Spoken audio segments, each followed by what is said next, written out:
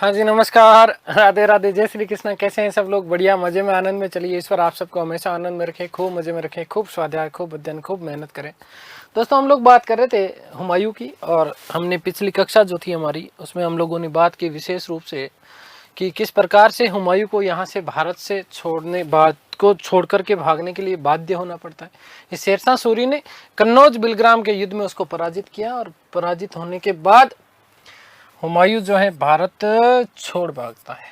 ठीक है, शेरशाह सूरी जो है यहाँ पर बादशाह बना, द्वितीय अफगान साम्राज्य की नींव डाली। प्रथम अफगान साम्राज्य आप लोगों को पता है, बहलोल लोदी ने, लोदी वंश के दौरान, क्योंकि लोदी जो थे वो वस्तुतः अफगान के निवासी हुआ करते थे, तो प्रथम अफगान साम्राज्य वो था।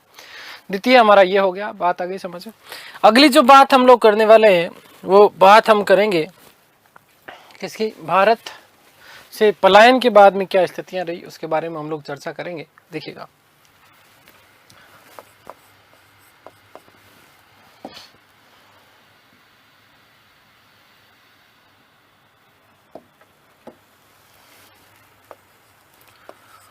हुमायूं का भारत पलायन, हुमायूं का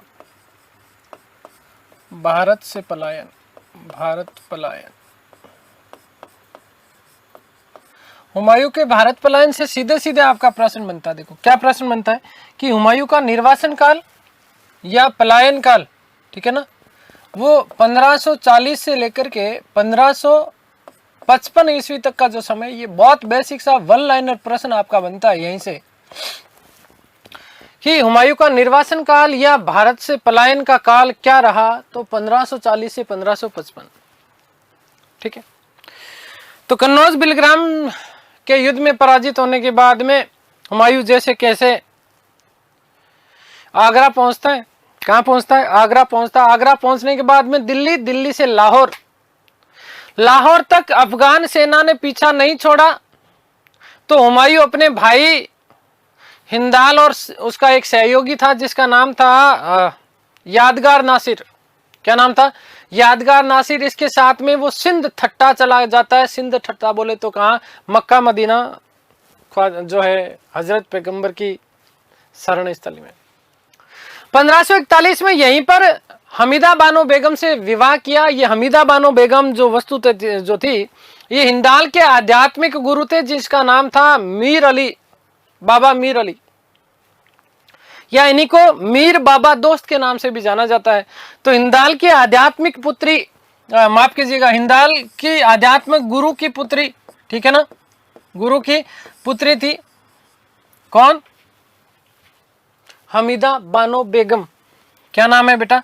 ध्यान रखना, हमीदा बानो बेगम। हमीदा बानो बेगम से इसने क्या किया? निकाह कर लिया। क्या कर लिया? निकाह कर लिया। निर्वासन काल के दौरान भी आदमी है तो खतरनाक, देखो ब्याह ठोक रहा है भाई साहब। हिंदाल नाराज हुआ, अरे निकम्मे आदमी के, मैं तो तेरे को यहाँ पर जो है शरण दिलाने के लिए लेके आया था, तू मेरे ही गुरुजी की बेटी से विवाह कर दिया। तो हिंदाल नाराज हुआ। नाराज होने के बाद में कंधार चला जाता है। इसी दौरान 1541 ईस्वी में मारवाड़ के राजा हुआ करते थे मालदेव। ये मारवाड़ के राजा मालदेव चाहते थे, मारवाड़ के राजा मालदेव चाहते थे कि यहां पर दिल्ली में वो अपने साम्राज्य की स्थापना कर ले। अब दिल्ली में साम्राज्य स्थापना करने के लिए वो बड़ा व्यक्ति है कौन? हुमायूं। उस हुमायूं को सहायता करना चाहता है, हुमायूं से सहायता लेना चाहता है एक्चुअली मालदेव। तो मालदेव जी ने धीरे से उसको पत्र लिखा, किसको? हुमायूं को, आजा वापिस जीतते हैं। तो मालदेव के निमंत्रण पर हुमायूं पुणे भारत आता 1541 ईस्वी में, परंतु इसकी सूचना शेरशाह सूरी को लग जाती है। शेरशाह सूरी ने अपना एक दूत भेजा किसके पास में? मालदेव के पास में, और कहा देख मालदेव, ऐसा कि तेरा मेरा तो कोई है ही नहीं कुछ, तो एक काम कर, हुमायूं को बंदी बना और बंदी बना करके मुझे सौंप दे। वीर क्षत्रिय शिरोमणि मालदेव, भाई राठौड़ व्यक्ति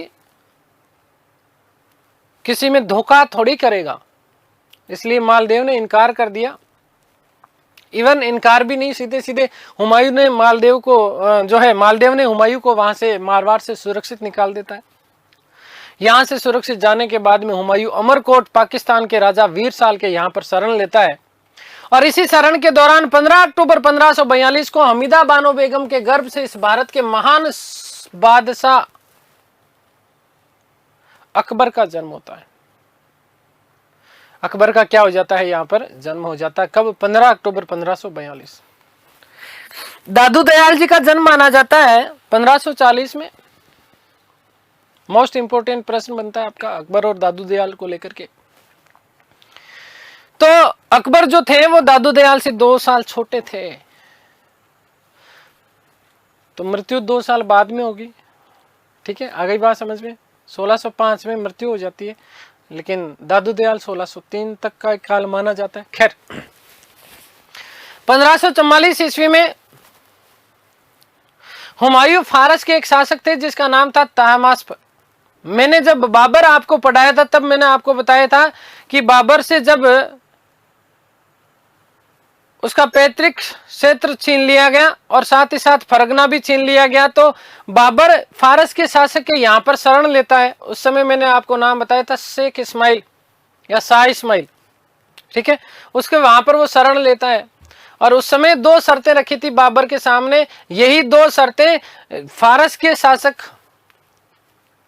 ताहमास्प ने हुमायूं के सामने रखी कि देख, मैं तेरे को शरण तो दे दूंगा, लेकिन 2 शर्तें हैं मेरी। क्या शर्तें?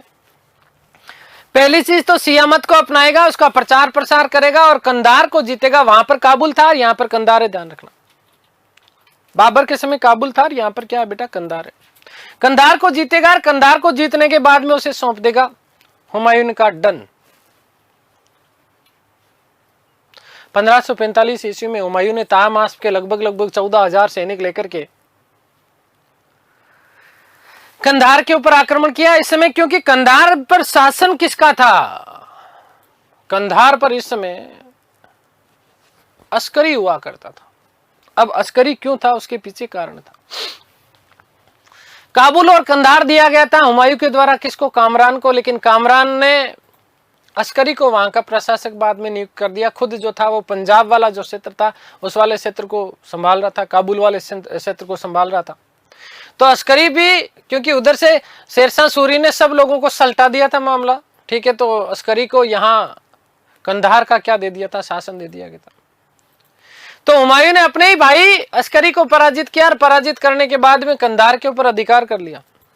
बड़ी खतरनाक बात हुई, और ये खतरनाक बात हुई तो कामरान को गुस्सा आया। कामरान को गुस्सा आया। कामरान को क्या आया? गुस्सा आया। कामरान को क्या आया? गुस्सा आया। इतना गुस्सा, इतना गुस्सा, इतना गुस्सा कि पूछो मत कितना गुस्सा। 1547 ईस्वी में इस कामरान ने, किसने? कामरान ने क्या किया? अकबर बाबा को उठाया। अकबर बाबा का क्या किया? अपहरण किया। और अपहरण करने के बाद में क्या करने के बाद में? अपहरण करने के बाद में अकबर बाबा को क्या किया? देखो अकबर बाबा के साथ में क्या किया। अकबर बाबा को खतरनाक वाली स्थिति,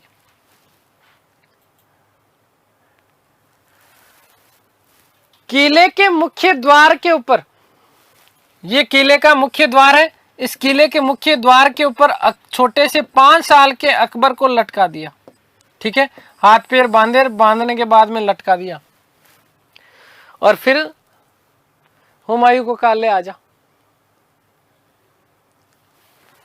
हैंगिंग गार्डन में है कौन? अकबर। केवल 5 साल का, ये 1547। वो इसलिए लटकाया था ताकि हुमायूं इस किले के ऊपर वो क्या नहीं चलाए, तोप नहीं चला पाए। अब काबुल के किले के ऊपर लटकाया हुआ है कौन है? काबुल के किले में कौन है? अकबर। कौन है? अकबर को लटका रखा है।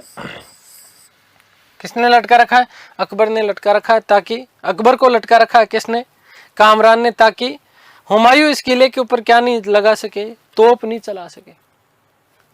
हुमायूं ने काबुल के ऊपर आक्रमण किया और आक्रमण करने के दौरान इस दौरान कहा जाता है कि इसको बड़ी मुश्किल से बचाया गया था। एक औरत थी जिसका नाम था माहम अनगा। क्या नाम था? माहम अनगा ने अकबर को बचाया था यहां से। ठीक है, हुमायूं ने काबुल के ऊपर आक्रमण किया।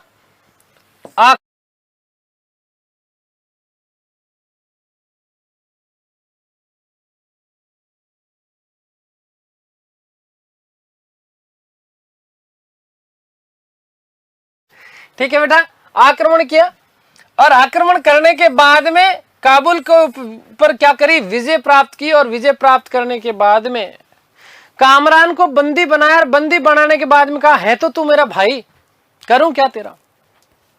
है तो तू मेरा भाई, करूं क्या?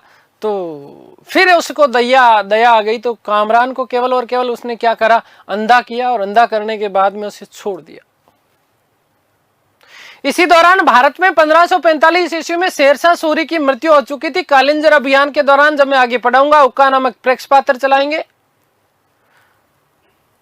अब हुमायूं चाहता है कि पुनः भारत के ऊपर क्या की जाए? स्थापना की जाए। देखो ये बेटा महाम अनगई है ना, महामंगा इसको सम्मिलित रूप में बोलते हैं। ठीक है, वस्तुतः ये क्या है? महाम अनगा है। ठीक है, परंतु हिम्मत नहीं हो रही है क्योंकि बहुत बुरी तरीके से पराजित किया था शेरशाह सूरी ने। भारत की तरफ देखते हुए भी उसे डर लग रहा था। भाई साहब, बहुत बुरी स्थितियां थी किसकी? हुमायूं की। अंततः 1554 में पेशावर आता है। फरवरी 1555 ईस्वी में जैसे कैसे उसने लाहौर के ऊपर विजय प्राप्त की तो थोड़ा सा अंदर कॉन्फिडेंस आया भाई। और उसके बाद में मच्छीवाड़ा का युद्ध लड़ा पंजाब लुधियाना में। 1555 ईस्वी को अफगान वर्सेज हुमायूं। अफगानों में जो नेता थे वो थे नसीब खां और तातर खां। मेरे नसीब में तू है कि नहीं ये तो पता नहीं।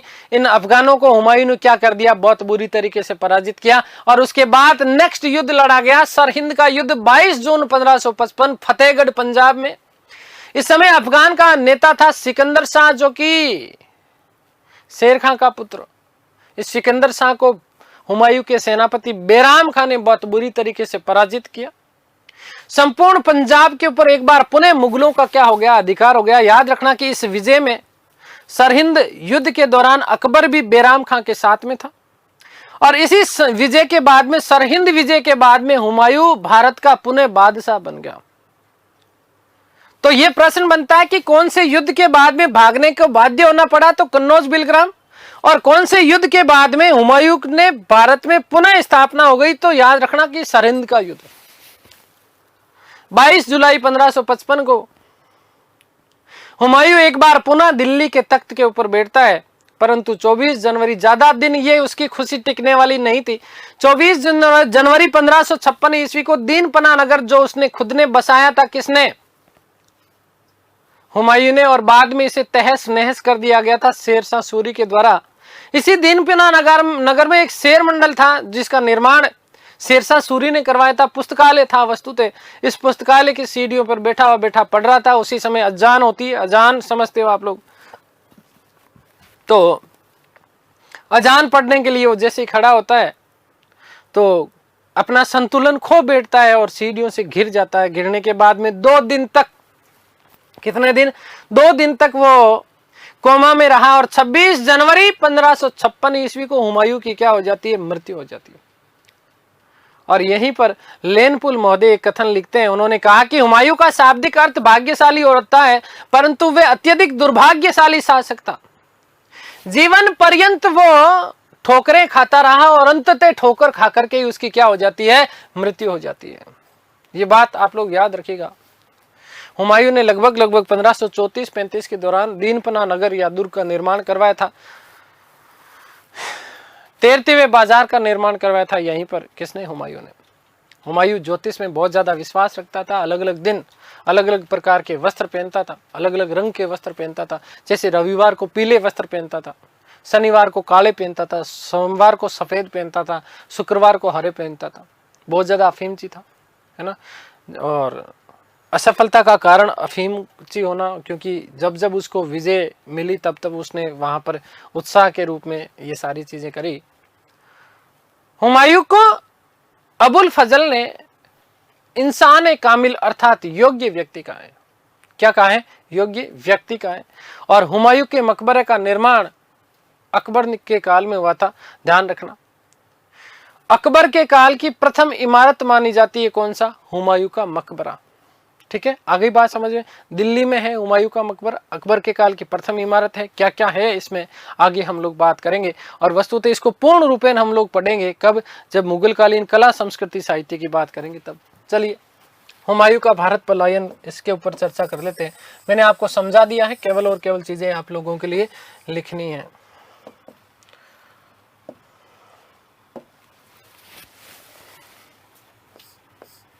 तो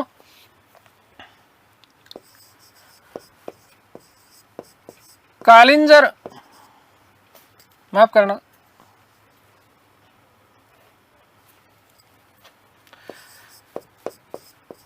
बिलग्राम युद्ध, बिलग्राम में हारने के बाद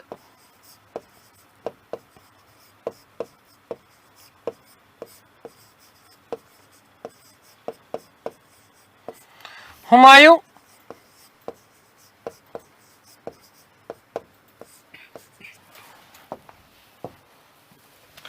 आगरा, आगरा से वो कहां पर पहुंचता है? दिल्ली।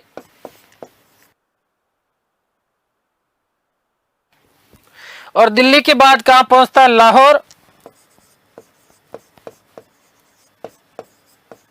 ठीक है, ध्यान देना कि लाहौर तक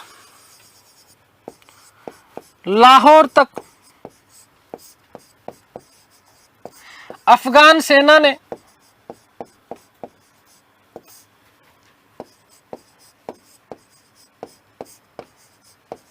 पीछा किया।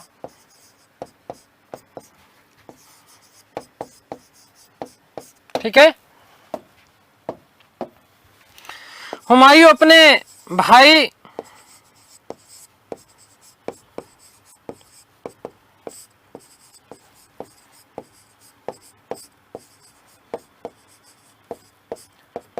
हिंदाल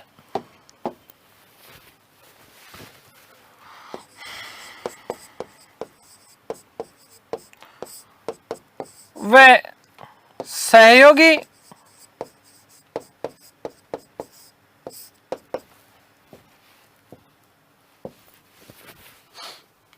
यादगार नासिर के साथ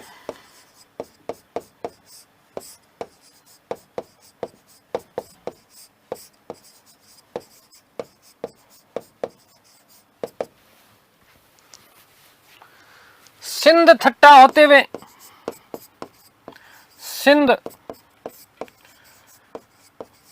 होते हुए मक्का चला गया।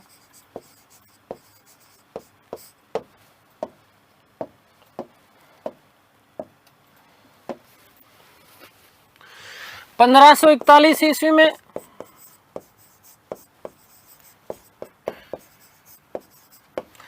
हिंदाल के आध्यात्मिक गुरु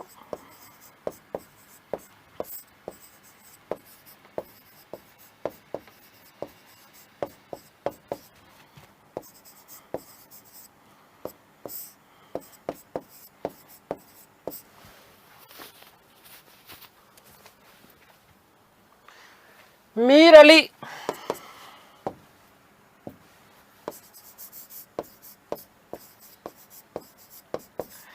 ध्यान रखिएगा, इन्हीं को क्या बोला जाता है? मीर बाबा दोस्त, मीर बाबा दोस्त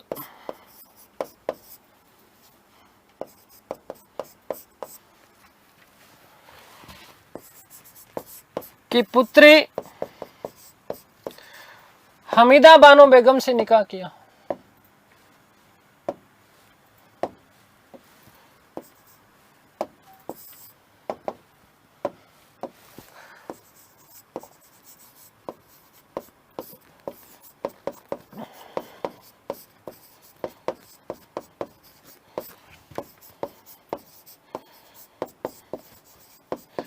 अब इस स्थिति में हिंदाल नाराज हुआ और नाराज होने के बाद में कंधार चला गया।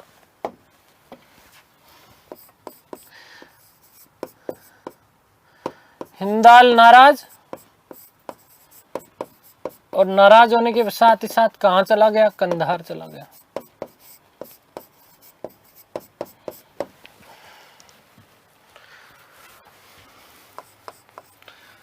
(1541 ईस्वी में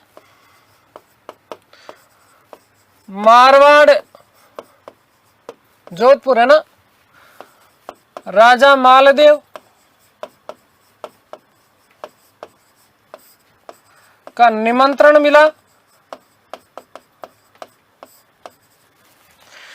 हुमायूं पुणे भारत आया।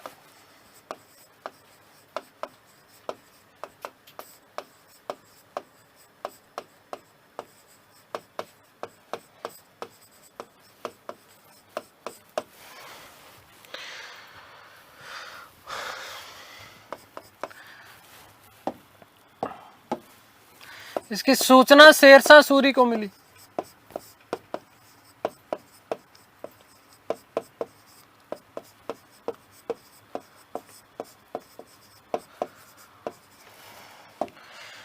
मालदेव ने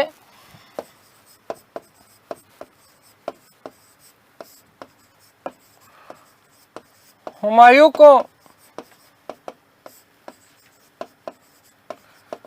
सुरक्षित निकाला।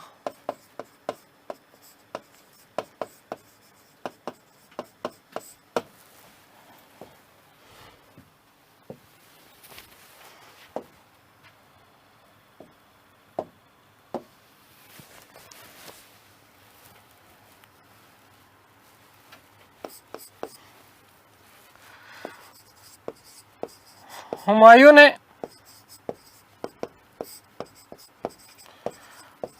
अमरकोट, पाकिस्तान,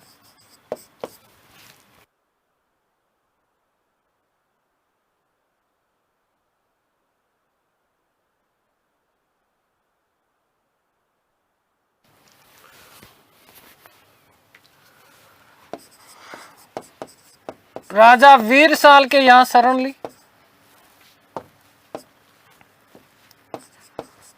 वीर साल के यहां शरण।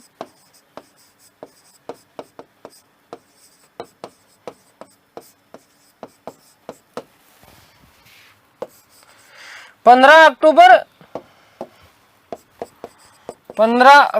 1542 को यहीं पर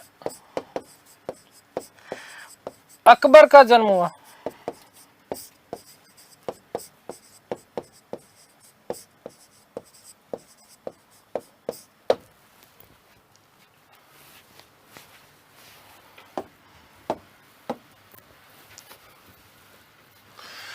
पंद्रह सौ 44 ईस्वी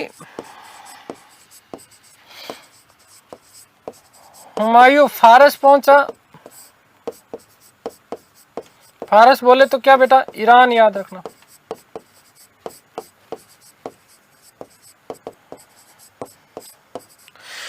शासक तहमास्प ने, शासक ये पूछा जाता है, शासक का नाम पूछ लिया जाता है, ध्यान रखना। तहमास्प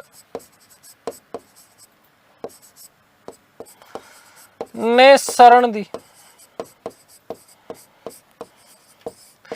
लेकिन शरण देने के पीछे दो शर्तें रखी। किसने? तहमास्प ने दो शर्त रखी। दो शर्तें क्या रखी? नंबर 1, शिया मत अपनाएगा।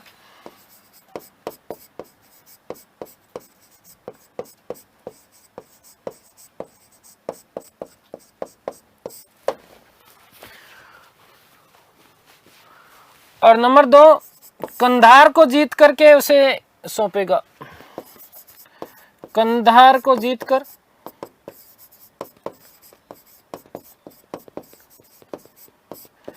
उसे सौंपेगा।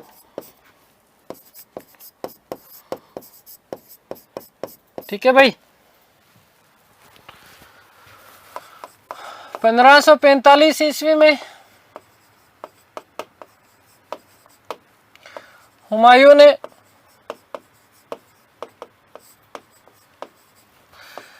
तहमास्प की 14,000 सेना के साथ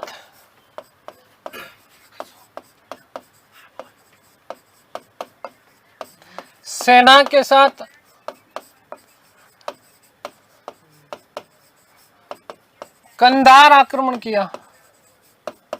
कंधार आक्रमण किया। ठीक है।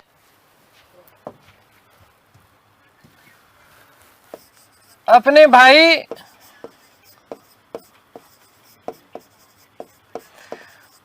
अस्करी को पराजित किया।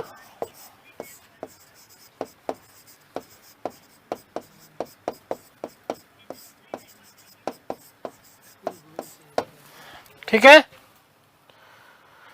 ध्यान देना यहां पे 1547 ईस्वी कामरान ने 5 साल के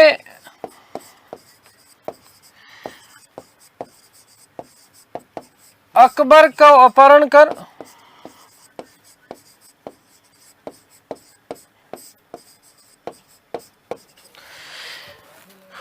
काबुल किले के मुख्य दरवाजे पर लटका दिया। काबुल किले के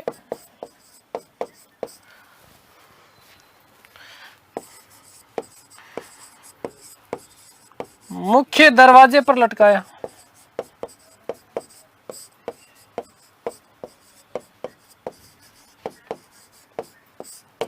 ठीक है।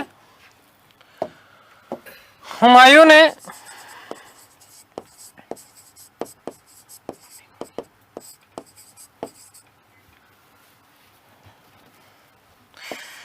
काबुल पर आक्रमण कर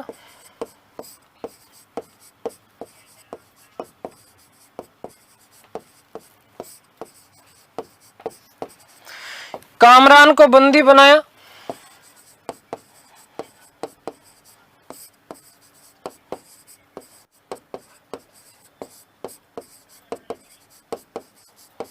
वे अंधा कर दिया।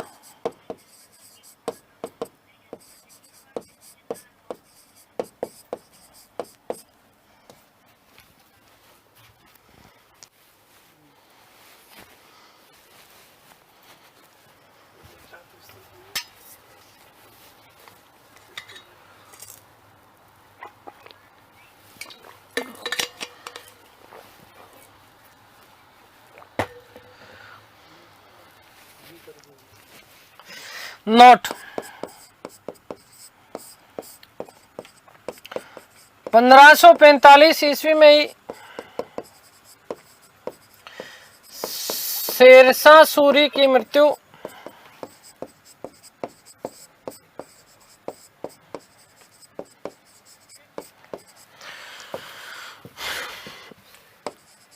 हुमायूं ने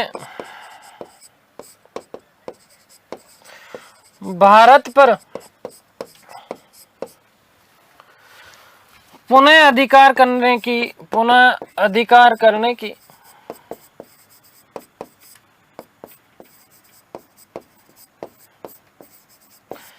योजना बनाई।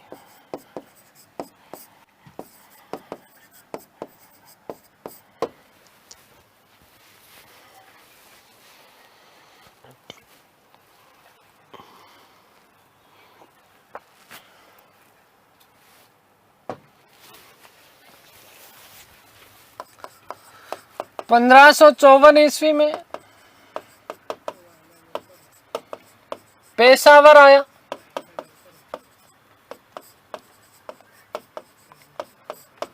पंद्रह सौ 55 ईस्वी में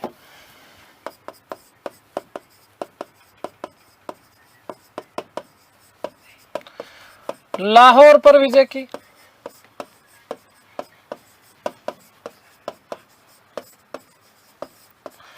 और फिर कौन सा युद्ध लड़ा? मच्छीवाड़ा का युद्ध।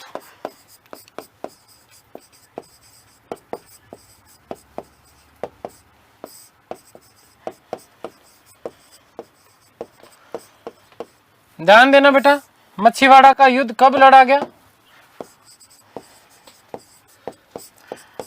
तो 15/5/1555 ईस्वी को कब लड़ा गया? 15/5/1555। ठीक है, किसके बीच में? अफगान और हुमायूं। अफगानों के वस्तु तो यहाँ पर नेता थे नसीब और तातर खां। अफगान वर्सेज हुमायूं।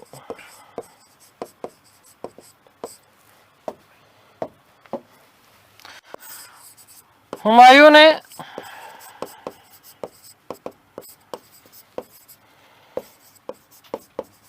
अफगान नसीब खां, अफगान नेता नसीब खां वे तातर खां को पराजित किया।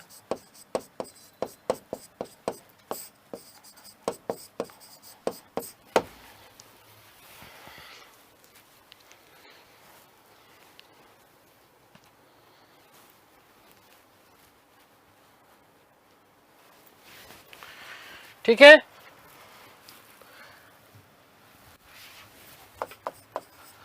सरहिंद का युद्ध।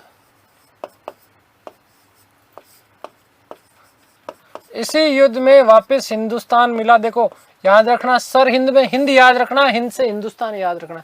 ठीक है, सरहिंद में क्या याद रखो? हिंद, और हिंद से वापस हिंदुस्तान मिल गया। ठीक है, सरहिंद की युद्ध की बात करें तो 22 जून 1555 को सरहिंद बात करें कहां पर है तो फतेहगढ़ पंजाब।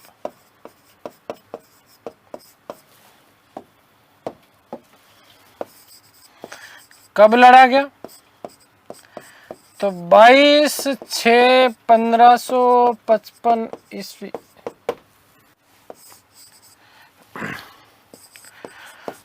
अफगान शासक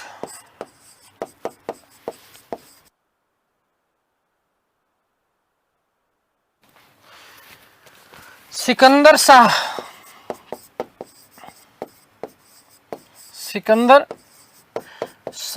वर्सेस हुमायूं।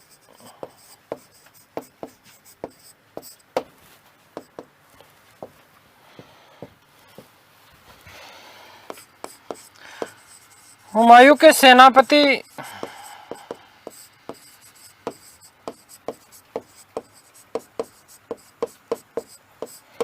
बैराम खान है।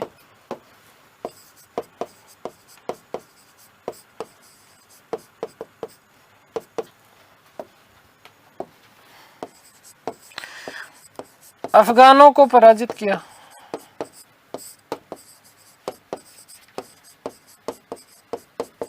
ठीक है, ध्यान रखना इस युद्ध में अकबर भी साथ था।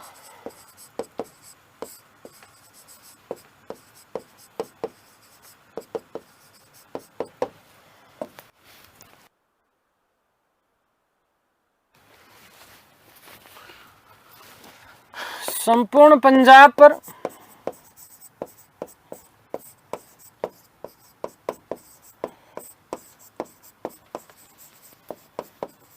मुगलों का अधिकार हो गया।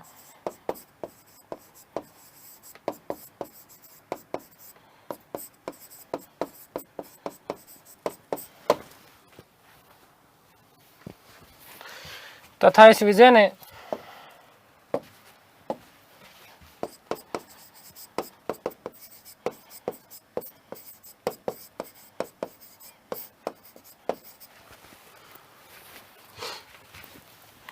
हुमायूं को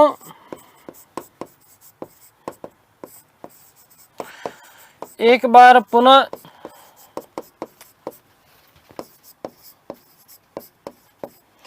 भारत का बादशाह बना दिया।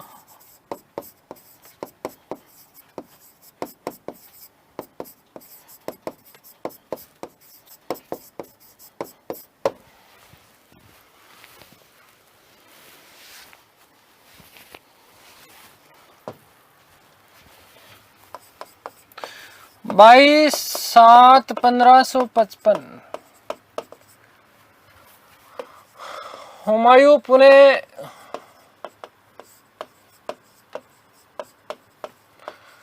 दिल्ली का बादशाह बना।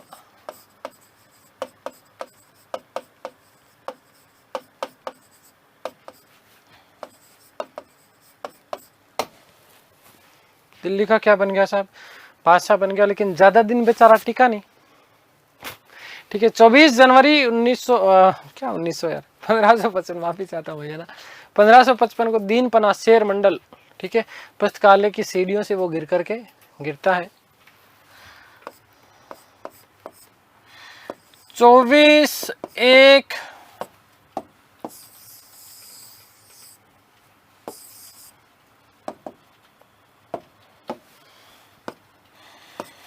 1556 ईस्वी को दीन पना नगर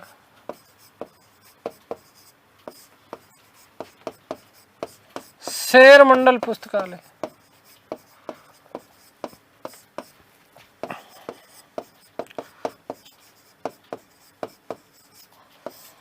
की सीढ़ियों से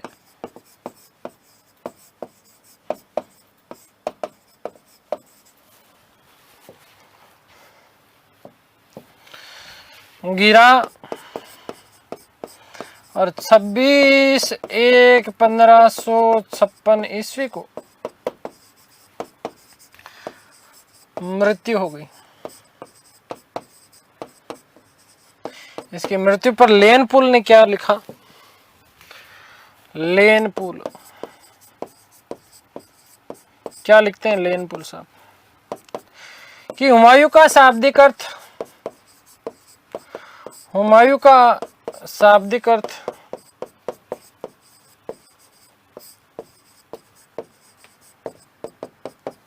सौभाग्यशाली होता है।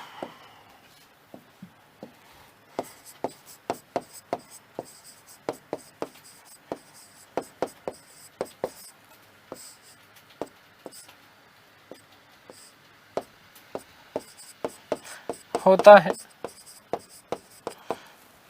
परंतु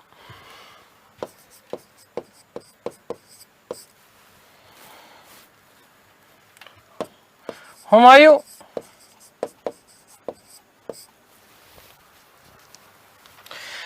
अत्यंत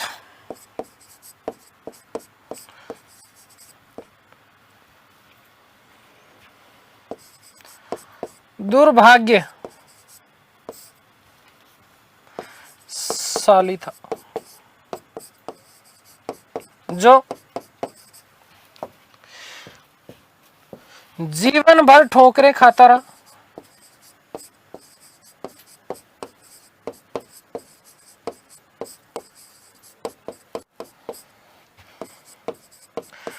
वह अंततः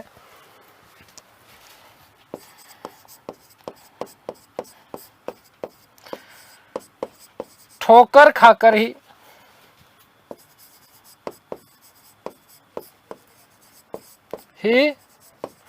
मर गया।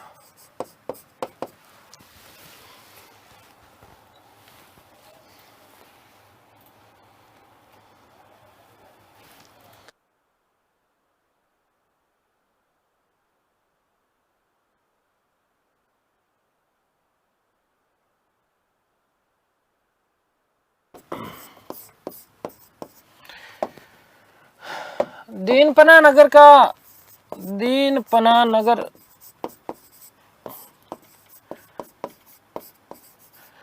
निर्माण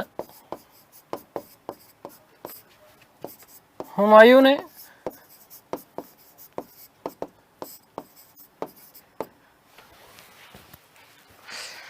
थोड़ा सा मुझे डाउट हो रहा है ना तिथि को लेकर, 1534 या 1536 है ना, थोड़ा सा एक बार देख लेना। अगली क्लास में मैं भी आप लोगों को बता दूंगा। संभवतः 1534 ही होना चाहिए, ठीक है ना, लेकिन मैं दोनों तिथियां आपको यहाँ मेंशन कर रहा हूँ, या फिर चलो मेंशन ही नहीं करता हूँ, ठीक है। हुमायूं ने ही करवाया था।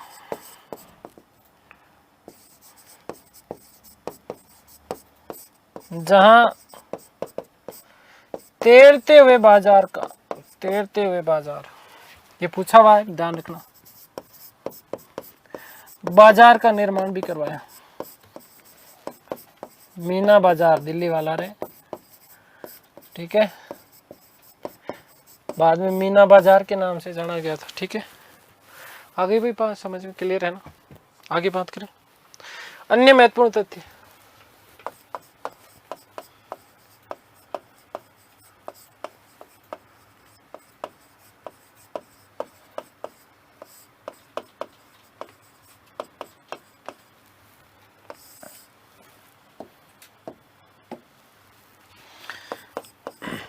हुमायूं ज्योतिष में अत्यधिक विश्वास रखता था।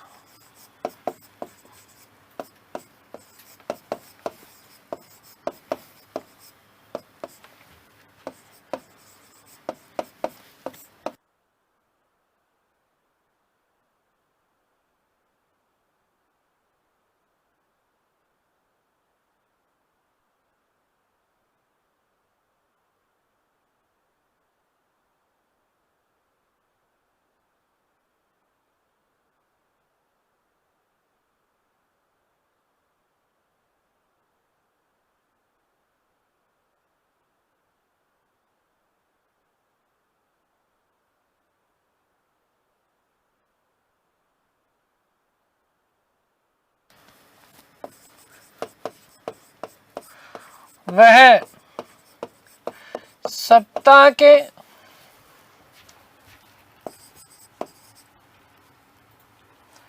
सातों दिन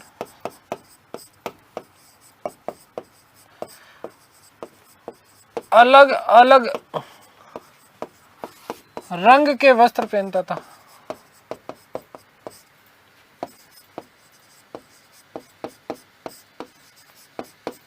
जैसे, कैसे, जैसे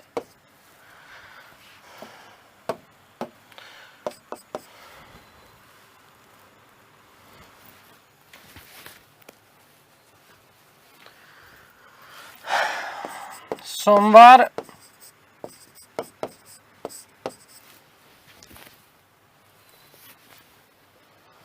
को सफेद वस्त्र पहनता था।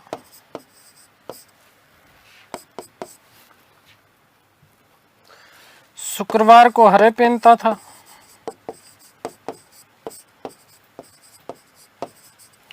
शनिवार को काले पहनता था।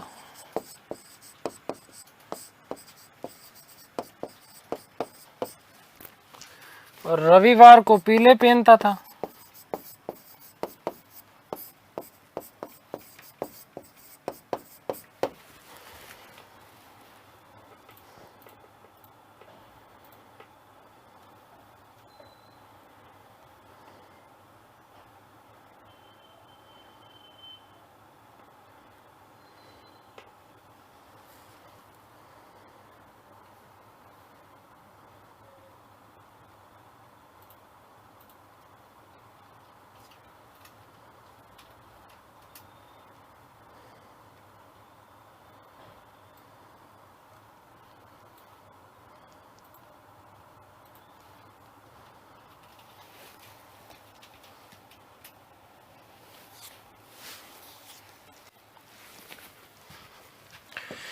ध्यान देना कि अबुल फजल ने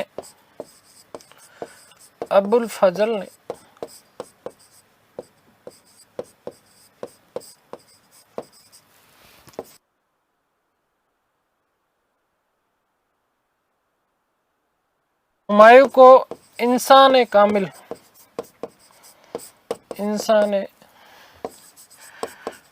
कामिल कहा है।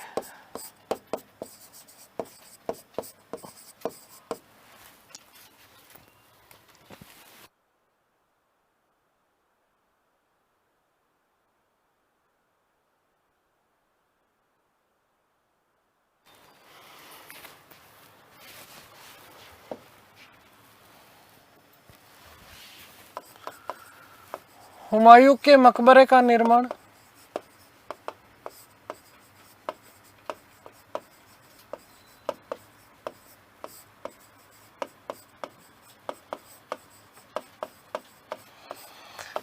अकबर के काल में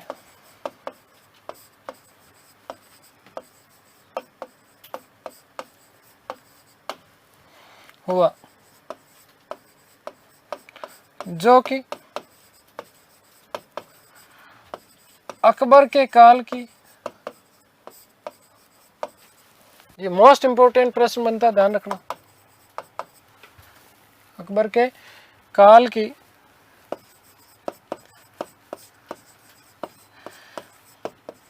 प्रथम इमारत माना जाता है, इमारत मानी जाती है।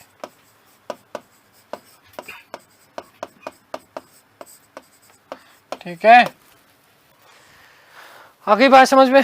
कहां पर है? दिल्ली में है। कहां पर है? दिल्ली में है। इस चीज का आप लोग विशेष रूप से ध्यान रखिएगा।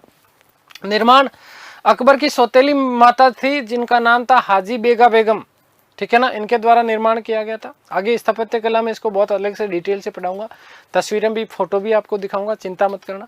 ठीक है, वास्तुकार थे इसके मिरक मिर्जा गयास, जो कि एतमादुद्दौला के नाम से प्रसिद्ध हुए थे। प्रस्तुत जो है नूर जहां के ये पिता थे। इसमें पहली बार दोहरे गुंबद का प्रयोग किया गया था। किसका? दोहरे गुंबद का प्रयोग। ये मोस्ट इंपोर्टेंट प्रश्न बनता है। पहली बार 4 बाग शैली का प्रयोग किसी इमारत के साथ में हुमायूं का मकबरा, ध्यान रखना। वहीं पर 4 बाग पद्धति से जो बाग लगाए थे वो किसने लगाए थे? बाबर ने। परंतु ध्यान रखना, बाबर जो है 4 बाग पद्धति का जनक अवश्य माना जाता है, लेकिन इमारत के साथ में हुमायूं का मकबरा भारत में। ठीक है, आगे बात समझ में, क्योंकि ध्यान देना कि बाबर का मकबरा भारत में नहीं है, काबुल में है। और इसी हुमायूं के मकबरे को ताजमहल का पूर्वगामी कहा जाता है। परंतु ताजमहल में जहां 4 मीनार पद्धति की बात करेंगे, ठीक है, यहां पर 4 मीनार पद्धति का प्रयोग नहीं किया गया। 1857 की क्रांति आप लोगों को पता होना चाहिए। आगे जब पढ़ेंगे, इसकी चर्चा करेंगे तो मैं आपको बताऊंगा कि अंतिम मुगल बादशाह बहादुर शाह जफर द्वितीय को इसी हुमायूं के मकबरे से एक अंग्रेज अधिकारी थे जिनका नाम था हडसन। क्या नाम था? हडसन। इस हडसन के द्वारा उनको क्या किया था? गिरफ्तार किया गया था। ये चीज ध्यान रखिएगा। ठीक है, इस हुमायूं के मकबरे में कई मुगल घराने के लोगों को दफनाया गया था, जैसे बेगा बेगम, हमीदा बानो बेगम, दारा शिको, फर्रुख सियर, आलमगीर द्वितीय, जहांदार शाह। इस प्रकार से कुल मिलाकर के जो है लगभग 9 लोगों को क्या किया था? यहाँ पर दफनाया गया था। कहाँ पर? हुमायूं के मकबरे में। अब जो हम लोग चर्चा करने वाले हैं, बहुत महत्वपूर्ण बात, क्योंकि हुमायूं का निर्वासन काल था, सारी चीजें मैं आप लोगों को बता चुका। अब बीच में जो शासक बना, वो शासक बना था शेरशाह सूरी। कौन बना था? शेरशाह सूरी, जो कि मुगल काल में एक तरीके से अकबर का पूर्वज, अकबर का अग्रज माना जाता है। ठीक है, आगे बात समझ में, उसके बाद हम लोग चर्चा करेंगे अकबर के ऊपर। तो जल्दी से हम बात कर लेते हैं शेरशाह सूरी के बारे में। शेरशाह सूरी,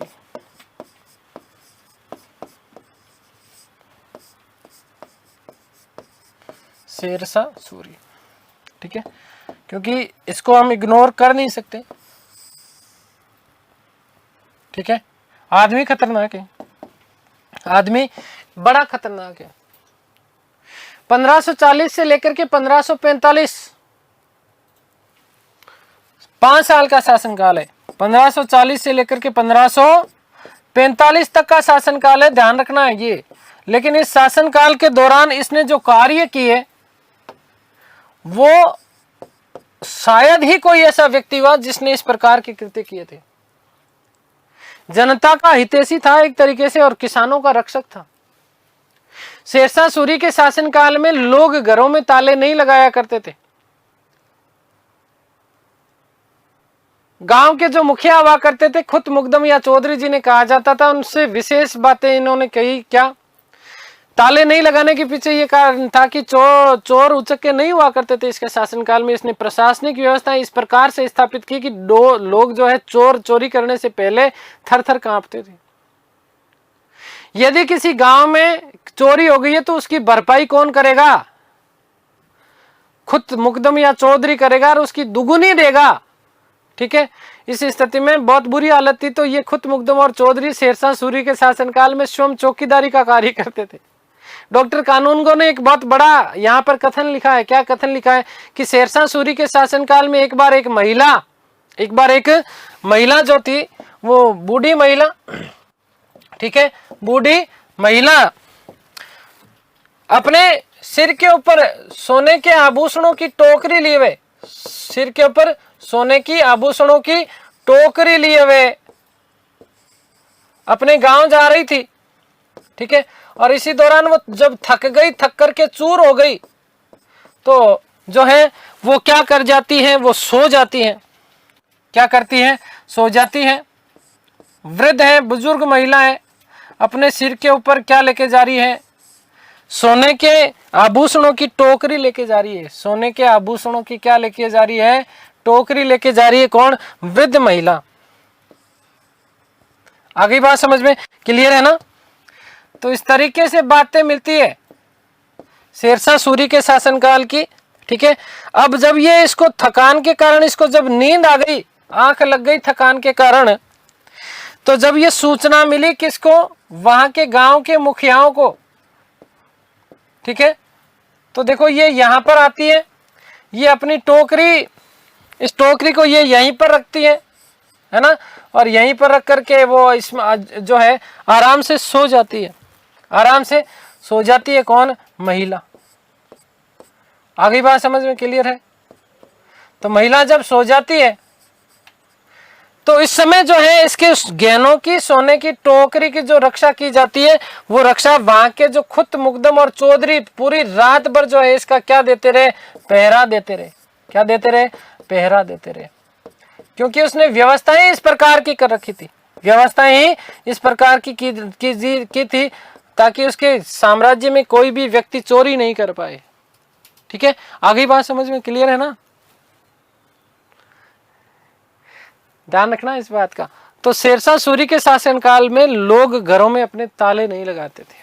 ठीक है, खैर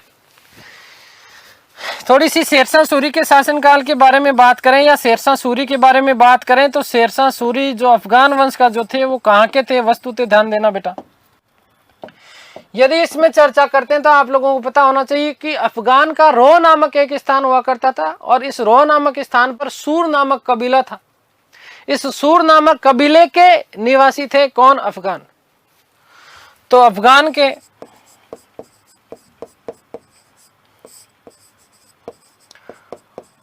रोह नामक स्थान,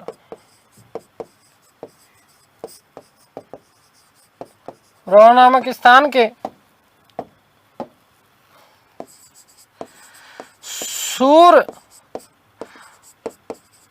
नामक कबीले के निवासी, नामक कबीले के निवासी, कबीले के निवासी हुआ करते थे कौन?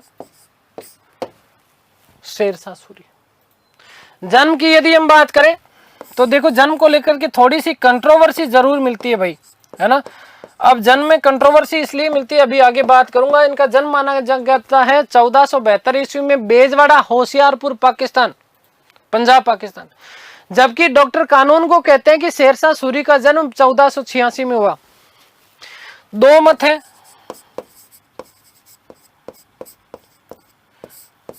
पहला मत है 1472 ईस्वी का,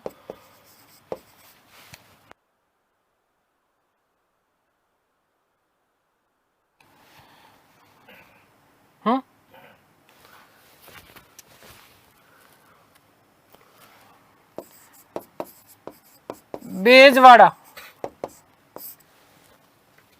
होशियारपुर, पंजाब, होशियारपुर, पंजाब। वहीं दूसरा मत मिलता है 1486। ये बात डॉक्टर कानून को के अनुसार, इतिहासकार थे।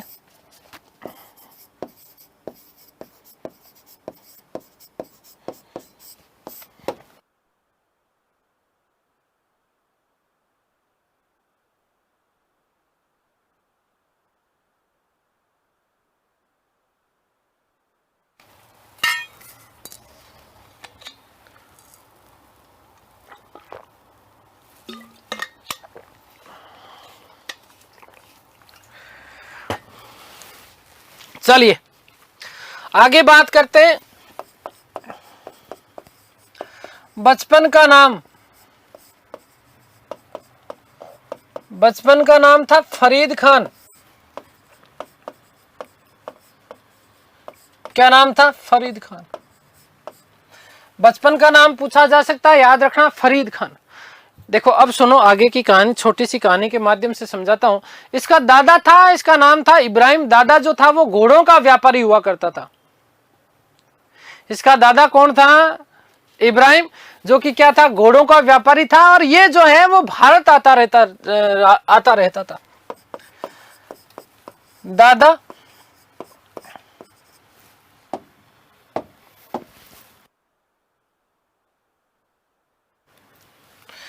इब्राहिम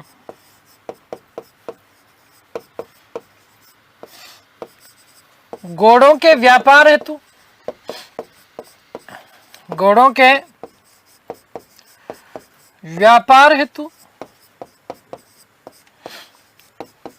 भारत आता रहता था।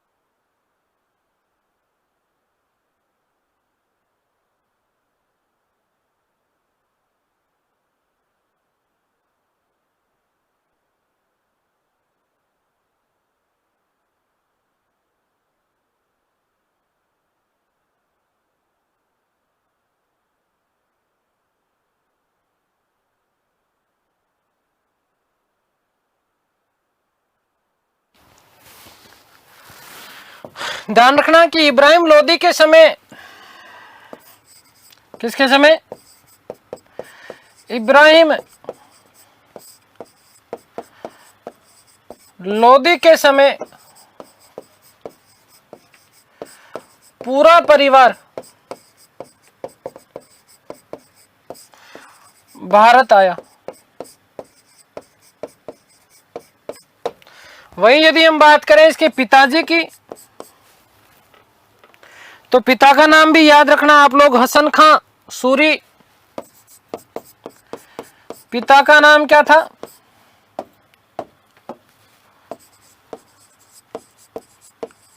हसन खां सूरी। हसन खां सूरी।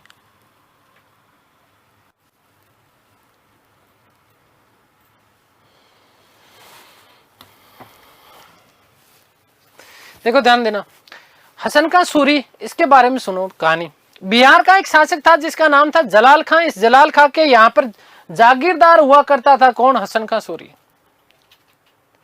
1494 ईस्वी में ये फरीद जो था अपनी सौतेली माँ और सौतेली जो इसके भाई थे उनसे दुखी हुआ था। इनके व्यवहार से दुखी हुआ, और व्यवहार से दुखी होने के बाद में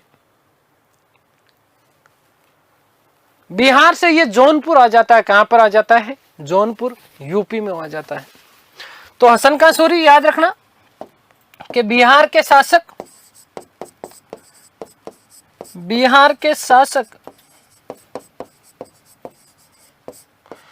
जलाल खां के अधीन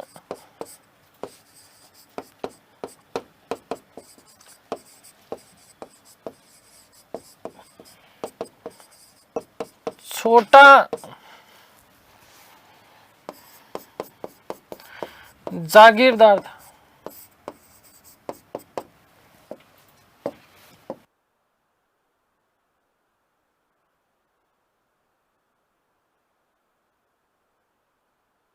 चौरानवे ईस्वी में फरीद अपनी माता,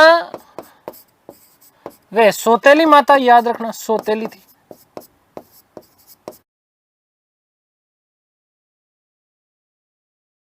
भाइयों के व्यवहार से दुखी होकर,